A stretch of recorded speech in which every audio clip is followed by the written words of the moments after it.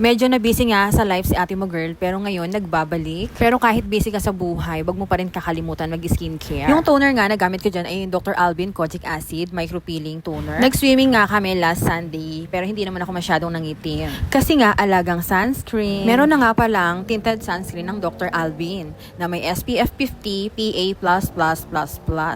3-in-1 na mattifying sunscreen protection na siya. I-try nyo to guys, budget friendly lang, wala pa siyang 100 pesos. Hindi na nga ako mag-a-apply ng BB cream or kahit concealer. Okay na ako sa look na yan kasi nasa bahay lang naman. Magbe-baby powder lang ako at yun magkikilay. At itong pangkilay ko ay yung tinted gel ng Says Lady in the shade of 01. At ito na ang aking final look. Kilay lang, okay na ako. At least may emosyon. At ayun, ang aking hair. 1 month na po siya. Ayan na po yung honey tea brown. Hindi pa ako nagsusuklay, pasensya na kasi baka maglagas-lagas na naman yung hair ko. Samahan nyo na lang ako mag-vacuum ng bahay at magluto. Sobrang nakakapagod ang maging nanay ng 4 na aso at isang toddler. Pero, happy, mayat-maya ka na lang naglilinis. At eto pa, kaya ako nawala kasi na-stress ako sa mga aso ko. Nasobrahan sila sa shedding, nagkaroon ng skin problem. Pero okay na sila ngayon kasi every 3 days pinapaliguan ko sila ngayon. Kaya everyday lagi akong pagod kasi nga grabe yung mga balahibo talaga. Tapos pag nagpaligo ako ng aso,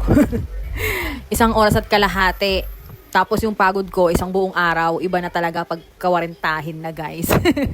Oo, 38 years old ako ngayon. Ayan nga pala yung mga pinabili ko sa Diyosawa ko. Nag-crave ako sa kamote. At ito, nag-watch nga ngayon ng baby ko kasi magluluto ako para walang disturbo. At ito, habang naghihiwa ng mga sibuyas bawang, pinakuluan ko muna yung aking kamote ng 20 minutes.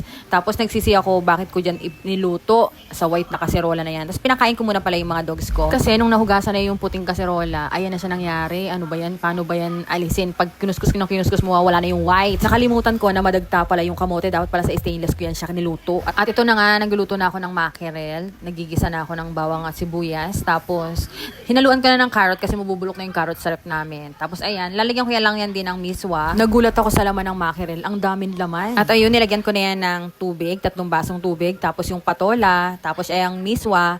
At ayun, tinimplan ko na lang din yan ng patis at asin. At ayun, kakain na kami ng baby ko.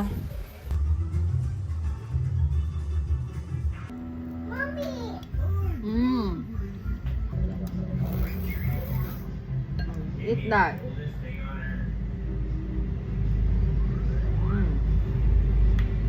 Kailangan ganun. Yummy! Yummy!